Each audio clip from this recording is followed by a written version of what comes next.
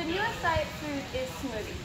Smoothies to boost brain power, energy, your immune system, smoothies for everything. My typical 4-H food talk would be showing you how to make one of these miracle smoothies. But this isn't going to be your typical 4-H food talk. Today, I'm talking about boosting your brain through the power of something else. A man stooped over is unable to carry on a conversation, let alone answer a simple yes or no question. Minutes later, he's sitting straight up with his eyes open wide, answering questions and singing his favorite song. How is this possible? Only through the power of music. Hi, my name is Becca Adair. I'm 13 years old and a 3-year member of the Great Plains 4-H Club, and it's my first year in the Health and Wellness Project. Today, I'm going to be showing you how music can positively affect the elderly, but more specifically, the elderly with dementia. Today, I will be going through the types of dementia, some risk factors, the benefits of music, the parts of the brain, and finally, how you can help. First, you need to understand what we're talking about. Dementia is described by Mayo Clinic as a group of symptoms affecting memory, social, and thinking abilities, enough to interfere with daily function. The types of dementia are Alzheimer's and some other ones, but Alzheimer's is the most common. There are 2 categories of risk factors, ones that you can't change and ones that you can change. You can't change your age since we all age, and the risk factor goes up after age 65. Also, if you're a woman, since women tend to live longer, then we are more susceptible to dementia. And also, if you have had a first-degree relative who has or has had dementia, then you are more likely to get it. Some factors that you can change. Just as a general health rule, if you protect yourself against heart disease, you'll be preventing yourself against dementia. Some things you can do to prevent yourself against dementia. You can lower your weight, maintain your cholesterol, quit smoking, and just limit the amount of alcohol that you drink. In my first example, I showed you how a stooped-over, unintelligible man was later sitting straight up and singing his favorite song. This isn't the only example. There are many others. An 82-year-old man had Alzheimer's and was unable to remember his past, that he had been a life-changing music professor at a college in Sioux Falls, South Dakota. After every family visit, he would always start to sing a song called Bless the Lord with his family members. Later in life, when he was under the stages of his deadly dementia, a family member visited and started to sing that very special song. Joyfully, he joined in. Although she had to slow down for him, it was nonetheless meaningful to both of them. That is just one example of how music had a profound impact on my grandpa, Dr. Kirkle Armstrong, even in the last stages of his deadly dementia. Not only did he enjoy it, it was as if a light bulb had been turned on. His thinking improved and his brain started functioning better while the music was playing and for a while afterwards. How can the musical memories be saved when all other memories are destroyed? Musical memories are stored in a place of the brain where dementia can't get to, thus saving formerly lost memories. Music evokes emotion and emotion produces the memories. In places that use music, they find that there is a dramatic reduction to the need of medicine and drugs for their patients. The benefits of music. Music helps relieve stress.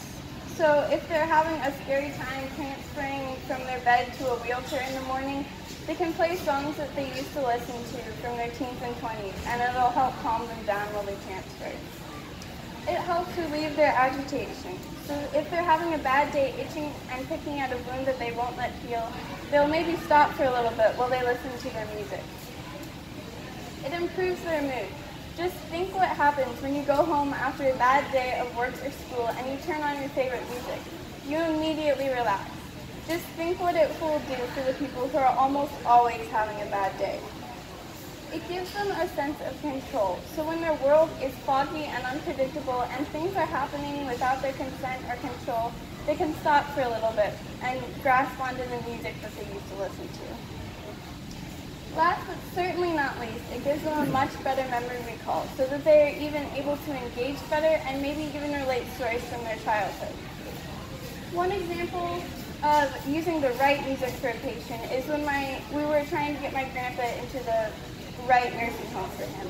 They were playing 50s music that was rock, and that's really not what he would have listened to because he was a big band guy. He played trombone, he was a director, so he really wouldn't have listened to the rock music. Music helps the patient organize incoming thoughts and ideas, which helps them express themselves better so that we can understand them better. For instance, when we first heard about this, my grandma played trombone music from my grandpa's favorite artist. The effect was profound. He started tapping his feet and his eyes brightened considerably. He even started talking, whereas before his mind was too dull to even finish a sentence. Dancing and singing can be engaging, and studies have shown that when patients with dementia or Alzheimer's are unable to recognize faces or even say names, they are able to sing songs from their teens and 20s. One such example of this is the story of an elderly woman who used to be an organist. A relative was visiting and started to sing at him. Not only was she able to sit down at the nursing home's keyboard, but she was able to find the right key, and she proceeded to accompany her relative for the rest of the verses to the hymn. In your brain, the right side contains rhythm, singing, praying, and the forbidden words, so the good comes with the bad. The left side contains formal language, which is comprehension and speech production. The right is retained and the left is lost, as you can see here. These research findings and my instances of my grandpa are interesting, but what can we do with all of this? Now that you've heard, you need to spread the word. If you know someone who has dementia, you should find a way to get the music that they used to listen to them. You can ask their family members, and also if you have a computer, an iPod, a CD player, or a phone, anything like that, just anything to get their music to them. And considering the age of many of the caregivers, it might be useful to give them a demonstration with step-by-step instructions.